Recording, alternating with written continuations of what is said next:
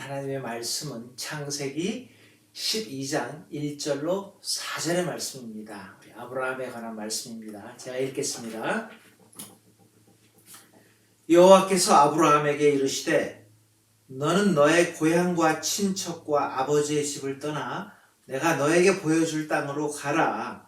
내가 너로 큰 민족을 이루고 내게 복을 주어 내 이름을 창대하게 하리니 너는 복이 될지라. 너를 축복하는 자에게는 내가 복을 내리고 너를 저주하는 자에게는 내가 저주하리니 땅의 모든 족속이 너로 말미암아 복을 얻을 것이라 하신지라. 이 아브라함이 여호와의 말씀을 따라갔고 롯도 그와 함께 갔으며 아브라함이 하란을 떠날 때에 75세였더라. 성경의 인물 중에 우리 아브라함을 가르쳐 뭐라 그럽니까? 믿음의 조상이라고 이렇게 말을 합니다. 근데 아브라함의 일생 내내 성공적인 삶을 살았던 것 아니더라고요. 그 믿음은 어떤 믿음이었습니까? 시련과 고난 가운데에 점점 성숙한 그런 신앙이었습니다. 그래서 창세기 12장부터 25장까지는 아브라함 부부의 전생애가 다 나옵니다. 오늘 아브라함 그 모습을 살펴보면서 오늘 우리에게 허락하시니 오늘도 새 힘 얻고 승리하시기를 바랍니다. 자, 아브라함의 모습 첫 번째 오늘 본문을 통해서 저희가 함께 나눌 거는요. 아브라함도 실수를 반복하네요. 그의 삶에서. 아브라함이 약속한 땅에 들어갔을 때 그곳에 기근이 있었습니다. 그가 그 기근을 피해서 또 애굽으로 갔는데 애굽으로 갔을 때의 그 두려운 마음으로 얼마나 두려웠겠어요. 새로운 땅으로 갔을 때에 그 두려움으로 자기 아내를 누이라고 시스터즈라고 말하도록 그렇게 부탁을 했습니다. 그랄 지방이라는 곳으로 이사할 때도 또 똑같은 거짓말을 반복했습니다. 참 우리 믿음의 조상 아브라함이 두려워하는 모습을 우리가 바라봅니다. 여러분도 하나님께서 그 분명히 후손을 약속을 하셨는데 하나님께 물어보지도 않고 어떻게 했어요? 아내 의견만 물어보고 제의를 받고 여종 하갈을 첩으로 맞아서 누구를 낳아요? 아들 이스마엘을 낳게 되잖아요. 또 아브라함은 부르심 받았을 때에 순종해서 장래 기업으로 받을 땅에 나아갈새 갈 바를 알지 못하고 나갔습니다.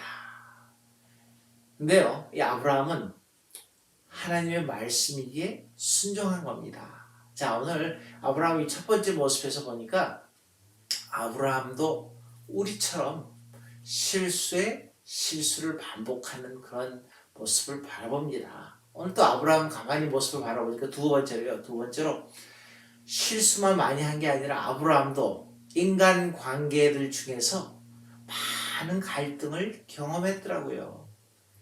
여러분 잘 보세요. 우리 가난할 때 오손도손하게 없지만은 잘 삽니다. 근데 재산이 많아지기 시작하니까 문제가 생기는 걸 우리가 많이 또 바라봅니다. 우리 뭐 드라마도 물론이지만은 여러 가지 우리 삶을 바라볼 때요. 삶의 정황을 바라볼 때 오늘 13장에 아브라함과 조카 롯이 언제요?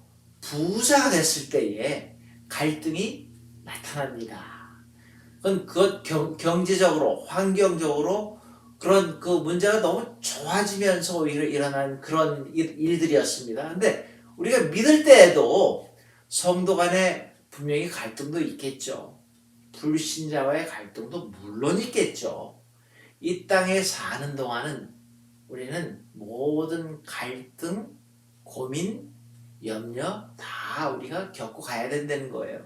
지난주 말씀처럼 쓸데없는 고민을 할 때도 있고 정말 쓸모있는 고민을 우리가 찾아서 해야 될 때가 얼마나 많은지 몰라요. 자, 오늘 아브라함 모습을 보니까 세 번째로 아브라함도 하나님을 믿지 못할 때가 있었네요. 아브라함 나이 99세 때 99 하나님께서 나타나셨습니다. 그때 아내가 몇 살이었다고요? 89세였습니다. 근데 하나님께서 그들에게 아들이 있게 될 것을 말씀하셨습니다. 아내 나이가 몇 살이었다고요?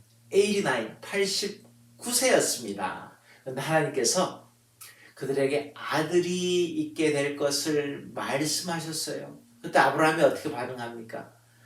아브라함이 창세기 17장 17절이에요. 아브라함이 이렇게 반응했습니다. 엎드려 웃었습니다. He laughed. 그러면서 심중에 이르되 100세 된 사람이 어찌 자식을 낳을까? 사라는 90세니 어찌 생산하리요? 나중에 사라 또한 그 말씀을 듣고 속으로 웃으면서 믿지 않았다라고 창세기 18장에 또 기록되어 있습니다.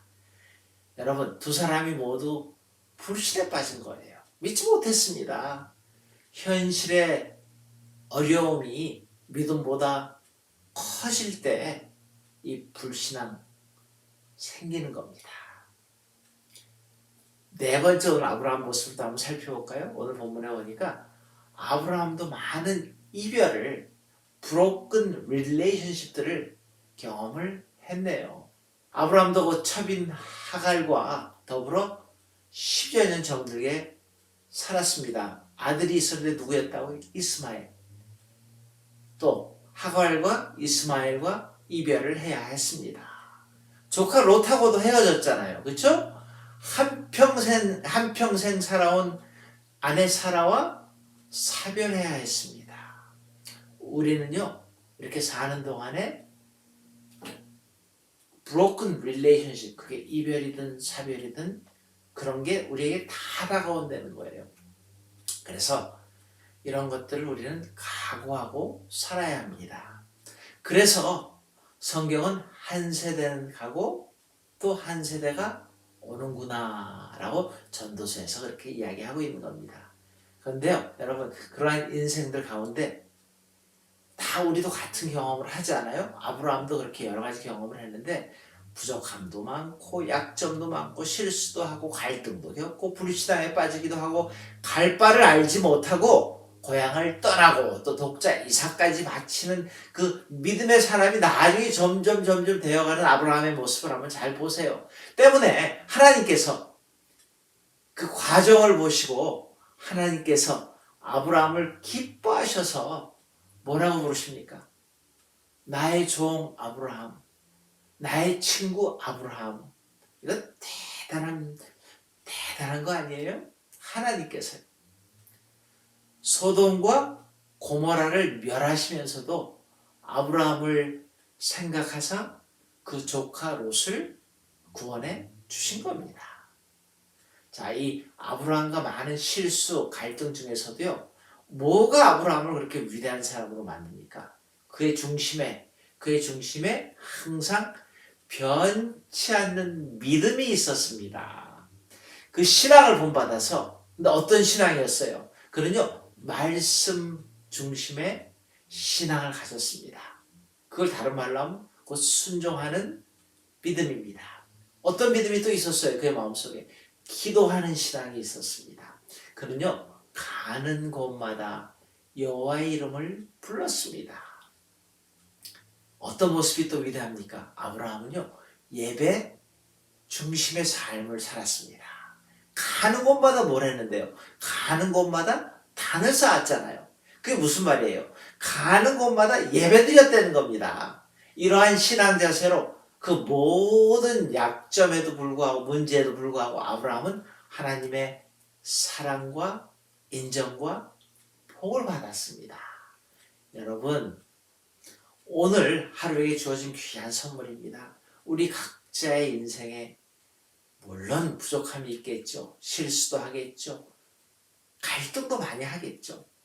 그럼에도 불구하고 오늘 주어진 하루를 아브라함과 같이 변치 않은 중심에 변치 않는 믿음을 통해서 하나님이 주시는 아브라함의 복을 풍성히 받게 되시기를 주님의 이름으로 축원합니다. 같이 기도하시겠습니다. 하나님, 오늘 아브라함을 바라보면서 아브라함도 나와 같은 실수, 결점, 약함이 많은 걸 발견합니다. 그럼에도 불구하고 하나님으로부터 인정받은 아브라함과 같이 우리도 주님을 바라보면서 아브라함을 닮아 가기를 원합니다. 예배 중심의, 기도 중심의, 말씀 중심의 삶을 오늘도 다시 한번 살 수 있게 다짐하고 각오하고 노력하는 우리들로 축복하여 주시옵소서. 예수님의 이름으로 감사기도 드리옵나이다. 아멘. 오늘도 우리 주기도문으로 예배 마치시고 또 기도하시고 하루를 시작하셔도 좋고, 또 예배 하루 중간에 또 그 화면을 보시는 분은 기도 간단하게라도 마음속으로 하나님께 기도할 수 있기를 바랍니다.